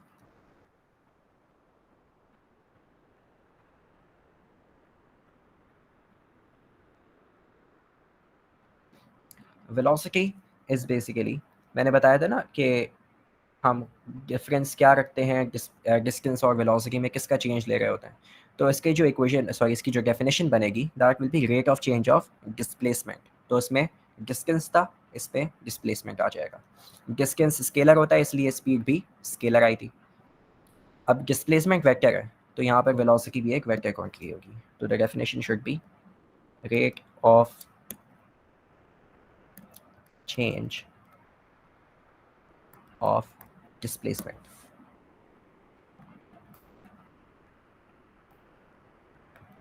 ठीक है। तो जो चेंज ऑफ डिस्प्लेसमेंट है ना, उसको हम टाइम से डिवाइड करेंगे, तो वो हमें rate of change of displacement दे देगा, ठीक है। तो मैथमेटिकली जो फॉर्मूला होगा वो यही बनेगा कि आप बस चेंज ऑफ डिस्टेंस को टाइम से डिवाइड कर रहे थे वहाँ पे स्पीड में, और यहाँ पर आप चेंज इन डिस्प्लेसमेंट को टाइम से डिवाइड कर देंगे, ठीक है। जैसे कि हमारे पास एवरेज और इंस्टेंटेनियस स्पीड होती है, वैसे ही एग्जैक्टली बिल्कुल उसी तरह से एवरेज और इंस्टेंटेनियस वेलोसिटी भी होती है, ठीक है। बस उसमें डायरेक्शन भी आ जाती है एक्स्ट्रा, तो हमें प्लस और माइनस वगैरह भी देखना होता है, जैसे हम डिस्प्लेसमेंट में देख रहे थे। अब डिस्प्लेसमेंट इसी ग्राफ में मैं आज की आखिरी चीज़ बता रहा हूँ, क्योंकि टाइम अब कम है, या नंबर ऑफ़ क्लासेस जो प्रीमेड ने मुझे पढ़ाने को दी हैं, उनका स्केड्यूल थोड़ा सा इन्होंने हेक्टिक रखा हुआ है, चीज़ें ज़्यादा कवर करनी है और कॉन्सेप्ट भी बनाना है और क्लासेस कम हैं, तो लेट्स सी किस तरह से प्लान आउट होता है। बट या नेक्स्ट क्लास प्रॉब्ली थोड़ा सा तेज़ी से कराऊंगा, क्योंकि आज की थोड़े से कॉन्सेप्ट बिल्डिंग थी, अगली क्लास में फार्मूलाज वगैरह ज़्यादा हैं, तो फिर हम कवर कर लेंगे, ठीक है। ओके, तो आज वेलोसिटी और एक्सेलरेशन करके हम एंड करते हैं, ठीक है, just half an hour more. Okay, हमने ऊपर क्या देखा था, हमने स्पीड निकाली, हमने डिस्टेंस निकाला था, और हमने टाइम वगैरह सब करके देख लिया था, एवरेज और इंस्टेंटेनियस देख लिया। वेलोसिटी की जो बात होती है ना, वो थोड़ा सा ज़्यादा इंपॉर्टेंट है, ठीक है। तो मैं यहाँ से ना स्पीड मिटा रहा हूँ, या मिटा नहीं रहा, कहाँ कहते हैं स्पीड को हम साइड पे कर देते हैं कलर वाइज, क्योंकि हमने लिखा हुआ है ना, तो कलर वाइज रिलेट कर लेना कि ब्लू वाला जो ब्लू वाली जो स्पीड है वो ब्लू वाले एरो की है, रेड वाली की है, ग्रीन वाली की है, और ग्रे वाले एरो की है। तो ये चारों स्पीड में साइड पे करके लिख देता हूँ, ठीक है। ओके, अब हम आते हैं वेलोसिटी पे। ये ज़्यादा इंपॉर्टेंट है और ज़्यादा स्पाइसी है, ठीक है, इसमें मज़ा भी आता है। अब जरा गौर से देखना, हमने क्या देखा था, और यहाँ से ना आपको समझ आएगा कि डायरेक्शन वगैरह असल में होता क्या है। प्लस माइनस सब लोग बता देते हैं कि भाई आप राइट को प्लस ले सकते हैं और लेफ्ट को माइनस ले सकते हैं, लेकिन यहाँ पे आपको समझ आएगा कि डिस्प्लेसमेंट का जो प्लस माइनस है और वेलोसिटी का जो प्लस माइनस है, उसमें फ़र्क क्या होता है। वेलोसिटी क्या होती है, change in displacement upon time, यानी कि मैं डिस्प्लेसमेंट की वैल्यूज़ का चेंज निकालूंगा और उसको टाइम से डिवाइड करूंगा। पहले तो समझते हैं कि ये जो चेंज इन डिस्प्लेसमेंट है वो क्या होता है। डेल्टा डी बोलो या एस बोलो, कुछ भी बोलो, यहाँ पर जो चेंज इन डिस्प्लेसमेंट है ना, वो उसको मैं डेल्टा एस लिख रहा हूँ। और से सुनना क्या होगा, चेंज का मतलब क्या होता है, हम फाइनल वैल्यू में से इनिशियल वैल्यू को माइनस कर रहे होते हैं।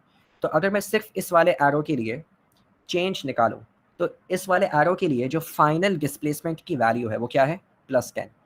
सिर्फ इस वाले एरो के लिए फाइनल डिस्प्लेसमेंट +10 है, क्योंकि यहाँ पर ऑब्जेक्ट आके रुका इस वाले एरो पे, तो उसकी डिस्प्लेसमेंट +10 थी, तो फाइनल डिस्प्लेसमेंट है +10, और इनिशियल कितनी थी, जहाँ से उसने स्टार्ट किया था 0 थी।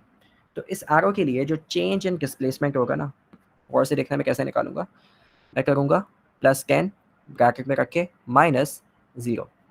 ये जो बीच में माइनस आया है ये चेंज को शो कर रहा है, क्योंकि हमें चेंज निकालना है तो हम माइनस करेंगे। तो +10 -0, the answer will be +10 metres. ठीक है, ओके। ब्लू वाले के लिए निकालते हैं। ब्लू वाले के लिए जो चेंज इन डिस्प्लेसमेंट है वो क्या है? फाइनल, इस वाले आरो के लिए जो फाइनल है, अब ऑब्जेक्ट कहाँ से कहाँ जा रहा है? ऑब्जेक्ट पॉइंट ए से 0 डिस्प्लेसमेंट पे वापस जा रहा है। तो फाइनल पोजीशन हमारी ये होगी, इनिशियल पोजीशन हमारी ये होगी। Point A will be initial and 0 will be final. तो फाइनल माइनस इनिशियल अगर हम करें तो फाइनल वैल्यू 0 है, माइनस इनिशियल वैल्यू कितनी थी? +10।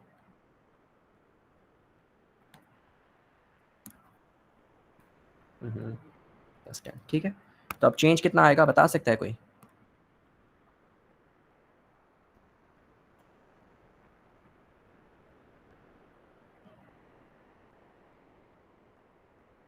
चेंज 0 कैसे आ सकता है भैया?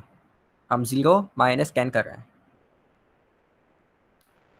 मतलब सही है, तुम लोग मेडिकल स्टूडेंट्स बनने जा रहे हो, लेकिन मैथ तो इतनी आनी चाहिए ना यार। -10 सही है। 0 -10 तो -10 आंसर आएगा। सबको क्लियर है? तो 0 -10 will be, the answer will be -10। तो नीचे कर दो, यहाँ कर दो -10। ठीक है। रेड वाले के लिए जल्दी से बताओ, रेड वाले के लिए चेंज इन डिस्प्लेसमेंट क्या होगा? Delta s. Final minus initial गौर से लिखना और फिर आंसर बताना।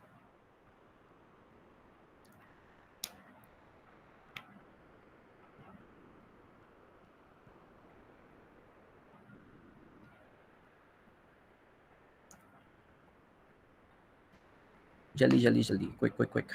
-10।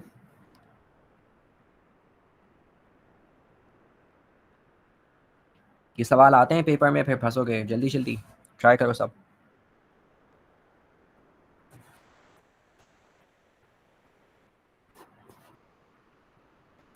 बिल्कुल सही है। तो फाइनल हमारी जो डिस्प्लेसमेंट रेड वाले एरो के लिए है ना, वो -10 है, क्योंकि पॉइंट बी पे डिस्प्लेसमेंट क्या लिखी हुई है? -10। और उसने शुरू कहाँ से किया था? 0 से शुरू किया था, ग्रे वाली लाइन से 0 से शुरू किया था, डॉटेड लाइन जो बनी हुई है। तो चेंज हो जाएगा, -10 is the final value, 0 is the initial value. तो -10 -0। तो ब्रैकेट में करके लिखा करो डिस्प्लेसमेंट की वैल्यूज, -10 -0। इसका आंसर भी -10 आएगा। अब ये वाले जो माइनस है ना, जो ब्रैकेट में लिखा हुआ है, जो माइनस ब्रैकेट में लिखा हुआ है, ये आपकी डिस्प्लेसमेंट की पोजीशन को शो कर रहा है, यानी कि ऑब्जेक्ट की पोजीशन को शो कर रहा है कि ऑब्जेक्ट कहाँ पर है। ऑब्जेक्ट यहाँ से लेफ्ट पर है या यहाँ से राइट पर है। प्लस मतलब राइट पे, माइनस मतलब लेफ्ट पे। तो डिस्प्लेसमेंट का जो साइन होता है ना, वो आपको ऑब्जेक्ट की पोजीशन बता रहा होता है रेफरेंस पॉइंट से। तो ये अगर रेफरेंस पॉइंट है ना, यहाँ से पोजीशन अगर राइट पर है, वो कहीं पे भी हो, यहाँ पर हो, यहाँ पर हो, यहाँ पर हो, आंसर हमेशा प्लस में आएगा। और यहाँ पर, यहाँ पर, यहाँ पर, यहाँ पर, यहाँ पर डिस्प्लेसमेंट की वैल्यूज माइनस में आएगी। ठीक है, डिस्प्लेसमेंट, चेंज एंड डिस्प्लेसमेंट नहीं, डिस्प्लेसमेंट। ओके। तो ये -10 आपको बता रहा है कि ये लेफ्ट पे है, और 0 आपको बता रहा है कि वो पहले 0 पे था। और ये जो बीच वाला माइनस है, ये क्या शो कर रहा है? ये आपको चेंज शो कर रहा है। ये तो मैथमेटिकली जो चेंज है, हम जो चेंज निकाल रहे हैं वो ये होता है। ठीक है। तो -10 -0 will give you an answer of -10। And last वाले का, ग्रे वाले का जो चेंज होगा वो कितना होगा बताना। गौर, चलो सारे बताओ, गौर से ट्राई करना and then tell me the answer. Last वाले का चेंज इन डिस्प्लेसमेंट कितना होगा? Final minus initial.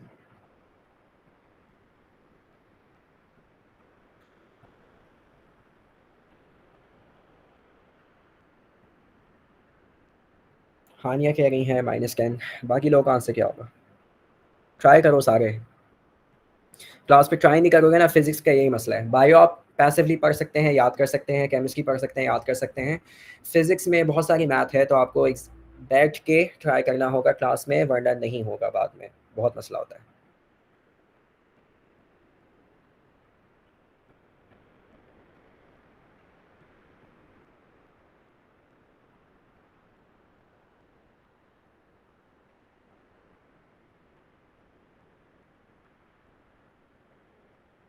टेन,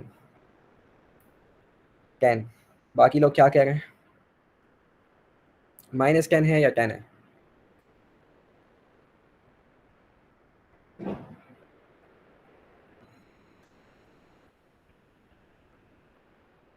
10। चलो मैं करके दिखाता हूँ। तो हम हमेशा क्या करते हैं, फाइनल माइनस इनिशियल करते हैं ना। तो यहाँ पर जब ये ऑब्जेक्ट ऐसे मूव कर रहा है तो इसकी जो फाइनल पोजीशन है वो यहाँ पर है, और शुरू कहाँ से किया था, इनिशियल, वो यहाँ पर है। तो फाइनल 0 है डिस्प्लेसमेंट, इनिशियल -10 थी, यहाँ पे -10 थी, ठीक है। It should be 0 -10। तो ये माइनस माइनस एक साथ कैसे आ गए भाई, ये वाले जो माइनस है ना, अगेन ये चेंज के लिए है, हम सब्ट्रैक्ट कर रहे हैं चेंज निकालने के लिए दो वैल्यूज़ में से, और ये वाला माइनस डायरेक्शन को शो कर रहा है, पोजीशन को शो कर रहा है, डिस्प्लेसमेंट की वैल्यू -10 थी, ठीक है। तो माइनस माइनस प्लस होता है, तो 0 -10 विल बी +10 मीटर्स, ठीक है। अब ज़रा अगेन एक और मैजिक देखना गौर से। हमने तो ये बोला था ना कि जो डिस्प्लेसमेंट होती है, डिस्प्लेसमेंट वो आपको पोजीशन बता रही होती है रेफरेंस पॉइंट से। तो रेफरेंस पॉइंट जो पिंक कलर की मैंने हाइलाइटर बनाया है, ये रेफरेंस पॉइंट है। अगर ऑब्जेक्ट यहाँ से राइट वाले साइड पर होगा, इस पूरे रीजन में कहीं पे भी होगा, तो डिस्प्लेसमेंट की वैल्यू प्लस में आएगी, और अगर लेफ्ट वाली साइड पे होगा तो डिस्प्लेसमेंट की वैल्यू माइनस में आएगी। लेकिन चेंज इन डिस्प्लेसमेंट आपको बता रहा होता है कि वो चाहे कहीं पे भी हो, राइट पे हो या लेफ्ट पे हो, वो मूव किस तरफ कर रहा है। एक चीज़ होती है वो कहाँ पर है, और एक चीज़ होती है किस तरफ जा रहा है। एक आदमी अपनी बर्बादी पे हो सकता है लेकिन वो कामयाबी की तरफ जा रहा होता है। एक आदमी कामयाबी पे होता है और वो बर्बादी की तरफ जा रहा होता है। एक आदमी बर्बादी में होता है और बर्बादी की तरफ जा रहा होता है, और एक आदमी कामयाबी पे होता है और कामयाबी पे जा रहा होता है, ठीक है। तो एक ऑब्जेक्ट राइट साइड पर हो सकता है लेकिन जा वो लेफ्ट पे रहा होता है, या फिर वो हो सकता है लेफ्ट वाली साइड पे हो लेकिन जा वो राइट की तरफ रहा हो। तो कहाँ पर है वो डिस्प्लेसमेंट होता है, और कहाँ पर जा रहा है वो चेंज इन डिस्प्लेसमेंट या फिर वेलोसिटी होता है, ठीक है। डायरेक्शन वाइज प्लस या माइनस डिस्प्लेसमेंट का हमें जगह बता रहा होता है कि वो कहाँ पर है, और चेंज इन डिस्प्लेसमेंट का प्लस माइनस या वेलोसिटी का प्लस माइनस आपको बता रहा होता है कि वो किस तरफ जा रहा है, ठीक है। का समझ आ गया, यस और नो, क्लियर है। तो मैं समझाता हूँ कैसे इससे पता चल रहा होता है कि ऑब्जेक्ट कहाँ पर जा रहा है। अगर आपका change in displacement delta S का आंसर प्लस में आया है, तो आपका ऑब्जेक्ट जो है वो राइट की तरफ जा रहा है। और से देखो, चाहे वो लेफ्ट पे हो या राइट पे हो, अगर उसका चेंज इन डिस्प्लेसमेंट प्लस आया है ना, इसका मतलब वो राइट की तरफ मूव कर रहा है। कैसे, गौर से देखना, इस वाले एरो को देखो, ये राइट की तरफ आ रहा है, और इस वाले एरो को देखो, ये एरो भी राइट की तरफ है। ऐसा है कि नहीं? ऐसे ही है ना, ये दोनों एरोज राइट की तरफ आ रहे हैं, तो दोनों की चेंज इन डिस्प्लेसमेंट की का साइन देखना क्या है, इसका भी +10 है, इसका भी +10 है, +10 +10। तो +10 मतलब एरोज राइट की तरफ हैं, यानी कि ऑब्जेक्ट मूव कर रहा है राइट की तरफ, चाहे वो लेफ्ट वाली साइड पे हो चाहे वो राइट वाली साइड पे हो। इस वाले एरो के लिए उसकी डिस्प्लेसमेंट भी पॉजिटिव है और चेंज इन डिस्प्लेसमेंट भी पॉजिटिव है। इस वाले एरो के लिए डिस्प्लेसमेंट नेगेटिव है लेकिन चेंज इन डिस्प्लेसमेंट पॉजिटिव है, ठीक है। तो पोजिशन और मूवमेंट की डायरेक्शन का फ़र्क आपको समझ आना चाहिए। अब लेफ्ट वाले एरोस को देखो, ये वाला एरो लेफ्ट पे जा रहा है, ये वाला एरो भी लेफ्ट पे जा रहा है, दोनों का चेंज इन डिस्प्लेसमेंट माइनस है। देखो -10 -10, सही है। ऑलराइट, तो जो चेंज इन डिस्प्लेसमेंट होता है ना, चेंज इन डिस्प्लेसमेंट, ये आपको डायरेक्शन ऑफ मूवमेंट बता रहे होते हैं। और क्योंकि हाँ वेलोसिटी अभी हमने पढ़ा था, वेलोसिटी क्या होता है, change in displacement divided by time. तो टाइम तो हमेशा पॉजिटिव होता है ना, टाइम तो माइनस में हो नहीं सकता। तो अगर आप चेंज इन डिस्प्लेसमेंट को टाइम से डिवाइड भी करो तो वैल्यू तो चेंज हो जाएगी उसकी, लेकिन साइन वही रहेगा। +10 को आप 2 से डिवाइड कर दो, +10 को 2 से डिवाइड करो तो वेलोसिटी कितनी आएगी, +5। तो आंसर तो प्लस ही आया ना। तो मतलब वेलोसिटी का जो साइन होता है ना, वो भी आपको डायरेक्शन ऑफ मूवमेंट बता रहा होता है, ठीक है। तो यहाँ अगर मैं वेलोसिटी निकालूँ अब, और से देखना velocity, that will be +10 divided by the time 2 +5 metre per second. तो देखो प्लस का मतलब वो राइट की तरफ मूव कर रहा है। यहाँ पर भी वेलोसिटी कितनी आएगी, -10 डिवाइडेड बाय 4 -2.5 मीटर्स पर सेकेंड। मतलब वो लेफ्ट की तरफ मूव कर रहा है, लेकिन है कहाँ पे, राइट की तरफ, क्योंकि डिस्प्लेसमेंट पॉजिटिव है। अब अगर रेड वाली के लिए वेलोसिटी निकालें, that is going to be -10 divided by 5 which is -2, and इसके लिए velocity will be +10 divided by 1 plus 10 metre per second right की तरफ मूव कर रहा है। तो कहाँ पर है, दैट इज डिस्प्लेसमेंट। कहाँ मूव कर रहा है, दैट इज वेलोसिटी। समझ आ गया? That is as detailed as I can get. तो ये अंडरस्टैंडिंग डेवलप होनी चाहिए आपकी, ठीक है। And the last thing for today is acceleration. वो बहुत सिंपल है, उसका खाली आपको फॉर्मूला समझ आना चाहिए। उसकी जो साइन वगैरह की चीज़ होती है ना, वो आपको समझ आएगी जब आप फोर्सेस समझेंगे अगली क्लास में।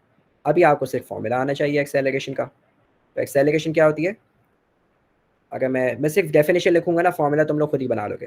डेफिनेशन इसकी होती है rate of change of velocity.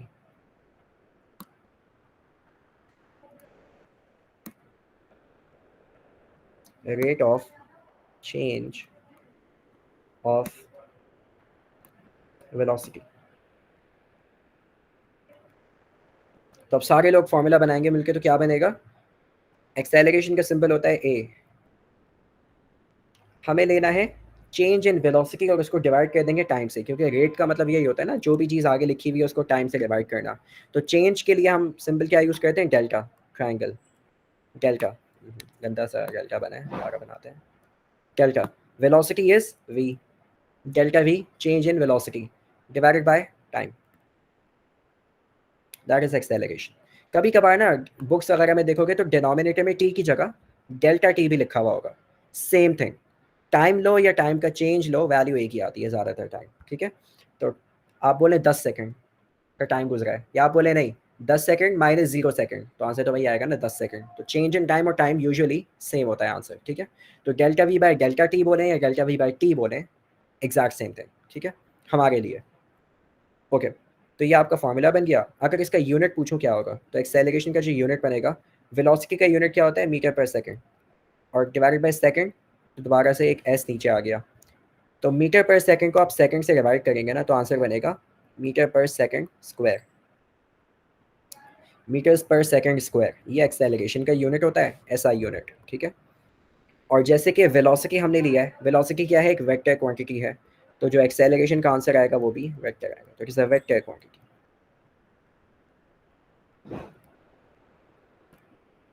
ठीक है। It is a vector quantity मतलब डायरेक्शन भी होगी, मैग्नीट्यूड भी होगा, यूनिट भी होगा। तो आप जल्दी से तीनों क्वांटिटीज़ की डायरेक्शन, सॉरी प्लस और माइनस या डायरेक्शन को रिवाइज करते हैं, क्या क्या बता रहे होते हैं वो। डिस्प्लेसमेंट का जो प्लस और माइनस होता है वो क्या बता रहा होता है कि ऑब्जेक्ट कहाँ पर है, रेफरेंस पॉइंट से उसकी पोजीशन क्या है। वेलोसिटी का प्लस माइनस हमें ये बता रहा होता है कि वो किस तरफ मूव कर रहा है। एक्सेलरेशन का जो प्लस माइनस होता है ना, वो आपको ये समझा रहा होता है कि जो वेलोसिटी है, जो आपकी वेलोसिटी है, उसकी वैल्यू बढ़ रही है या कम हो रही है। ऑब्जेक्ट स्पीड अप हो रहा है या डिक्रीज हो रही है उसकी वेलोसिटी, स्लो डाउन हो रहा है। कैसे, वो हम नेक्स्ट क्लास में देखेंगे जब हम उसको फोर्स से रिलेट करेंगे, ठीक है। तो आप अभी इस क्लास से जो आपका टेक अवे है वो क्या है, आपको डिस्प्लेसमेंट और वेलोसिटी का साइन समझ आना चाहिए कि क्या क्या चीज़ें बता रहा होता है, वो कैलकुलेट करनी आनी चाहिए, और वेलोसिटी और स्पीड के जो एवरेज और इंस्टेंटेनियस के फार्मूलाज हैं ये आपको याद होनी चाहिए, ठीक है। Alright, so that's it for today. किसी को कोई कन्फ्यूजन है, कोई रिव्यूज़ हैं, क्लास कैसी थी, कोई मसला है, तो आप बता सकते हैं। हाँ, नहीं मैंने आखिर में ये बोला कि आपको इस क्लास से जो आपको समझ आनी चाहिए ना चीज़ें, वो आपको ये आनी चाहिए कि डिस्प्लेसमेंट और वेलोसिटी क्या क्या होते हैं, और उनका जो प्लस माइनस होता है वो क्या चीज़ बता रहा होता है। डिस्प्लेसमेंट का हमें पोजीशन बता रहा होता है, वेलोसिटी का हमें डायरेक्शन बता रहा होता है कि वो कहाँ मूव कर रहा है, और एक्सेलरेशन का हमें ये बता रहा होता है कि क्या स्पीड बढ़ रही है या कम हो रही है, या वेलोसिटी बढ़ रही है या कम हो रही है। कैसे, वो हम नेक्स्ट क्लास में देखेंगे, ठीक है। Okay, any reviews, confusions, anything? Good class.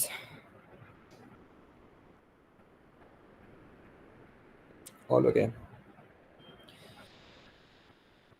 ठीक है जी। Alright, so we will see you in next week, ठीक है। अगले हफ्ते में भी क्लास है, आई एम प्रीटी श्योर, तो सी यू देयर। अल्लाह हाफिज़।